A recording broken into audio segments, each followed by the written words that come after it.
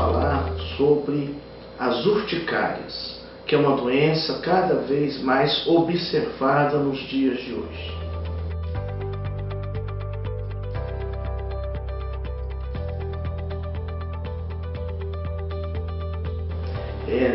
As urticárias são caracterizadas por presenças de placas avermelhadas que se espalham por todo o corpo e que coçam muito, tem muito prurito.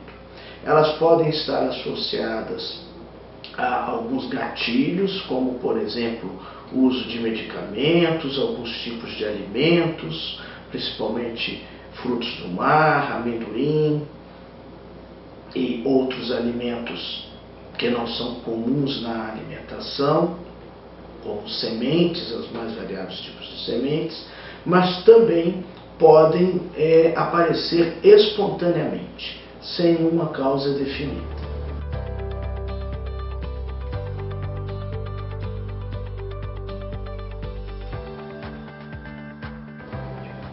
Nós temos dois tipos de urticárias.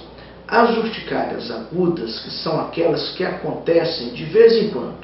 O paciente apresenta crises esporádicas, 1 a 2 vezes por ano, ou apenas uma crise durante a sua história de vida, e que geralmente nós conseguimos identificar a causa e fazer com que o paciente passe a evitar aquele fator que causou o desenvolvimento da urticária.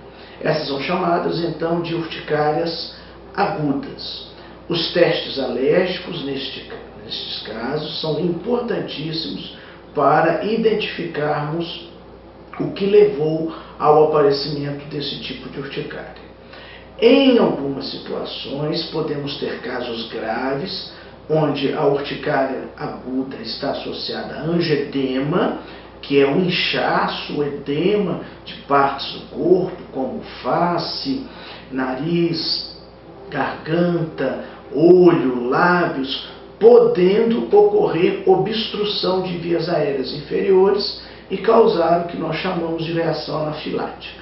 Nestes casos mais graves, a ida ao pronto-socorro é importantíssima, porque o paciente tem risco de morte, e posteriormente procurar um médico especialista em alergia e imunologia é crucial para fazermos o diagnóstico e o manejo adequado. O outro tipo de urticárias são as chamadas urticárias crônicas. Estas urticárias se caracterizam por crises semanais ou até mesmo diárias que perduram por mais do que 6 semanas. A qualidade de vida do paciente é muito comprometida, ele não consegue estudar, ele não consegue trabalhar, tem dificuldade de sono, então há um comprometimento muito grande das atividades diárias das pessoas. Normalmente não existem causas definidas e este tipo de urticária passa a ser chamado de urticária crônica espontânea. Atualmente, as pesquisas demonstram que se trata de uma reação, na grande maioria das vezes, do organismo, do sistema imunológico contra o próprio organismo. São as chamadas urticárias autoimunes. Até pouco tempo atrás, nós tínhamos uma dificuldade imensa de tratar esses tipos de urticária, que normalmente não respondem aos antialérgicos convencionais. Mas mais recentemente surgiu uma nova classe de medicamentos, que são os imunobiológicos ou anticorpos monoclonais, que vêm conseguindo resolver praticamente todos os tipos de urticária crônica espontânea. Isto quando os tratamentos convencionais não funcionam.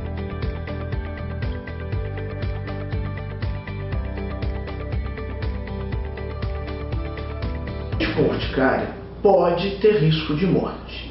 São as chamadas reações anafiláticas, também conhecido pela população como choque anafilático. Normalmente, as lesões que ficam somente em pele são lesões importantes, mas não levam ao risco de óbito. Entretanto, quando nós temos o comprometimento da pele e mais alguma outra parte do corpo, nós estamos diante de um quadro grave.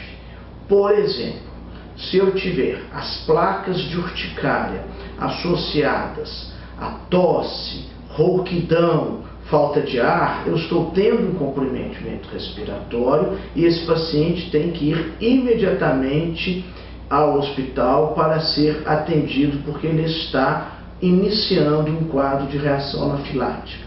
Outro exemplo, lesões em pele com perda de consciência, hipotensão, náusea, vômitos, também caracterizam uma reação anafilática.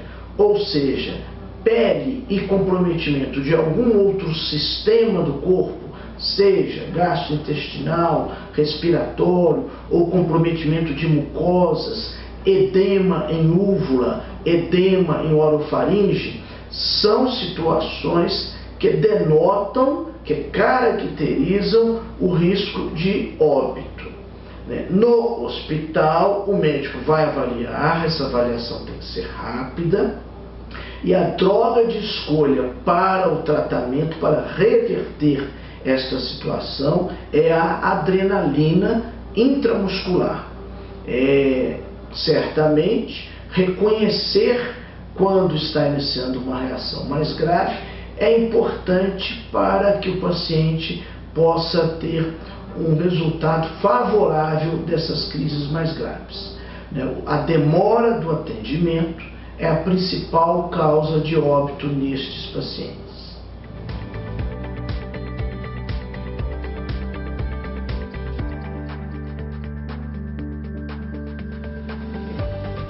Nas urticárias agudas, nós fazemos o tratamento no período em que o indivíduo tem a doença, com antihistamínicos e corticoides, tiramos ele da crise, identificamos a causa e pedimos para que ele evite aquelas moléculas, aquelas substâncias que causam as crises de urticária. Para isso são necessários testes alérgicos adequados.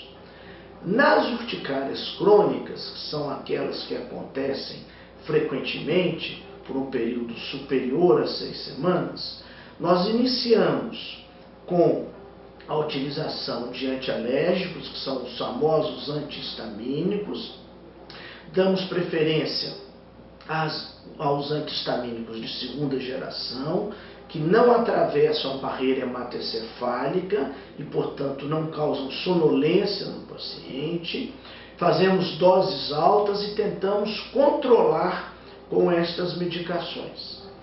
Entretanto, em 10 a 15% dos casos, essas medicações não surtem o efeito adequado e o indivíduo continua a ter crises, prejudicando o seu convívio social, o seu trabalho, enfim, toda a sua qualidade de vida. Alguns anos atrás, aproximadamente 3 a 4 anos atrás, foi desenvolvida uma nova classe de medicamentos, que eu já havia falado anteriormente, que são os anticorpos monoclonais, e houve o desenvolvimento de um anticorpo monoclonal que se chama omalizumab, que bloqueia o anticorpo anti-IgE. Na verdade, ele é um anticorpo anti-IgE que bloqueia o anticorpo IgE, que é a principal causa do desenvolvimento da urticária crônica. Esta medicação é uma medicação de alto custo, mas o custo e o benefício para o paciente é muito grande. Já vem sendo utilizado na Europa e nos Estados Unidos há vários anos, e nós já temos uma experiência muito grande aqui no Brasil, tendo sucesso em cerca de 87% dos casos. A utilização deste anticorpo monoclonal, que é um imunobiológico, que se chama omalizumab.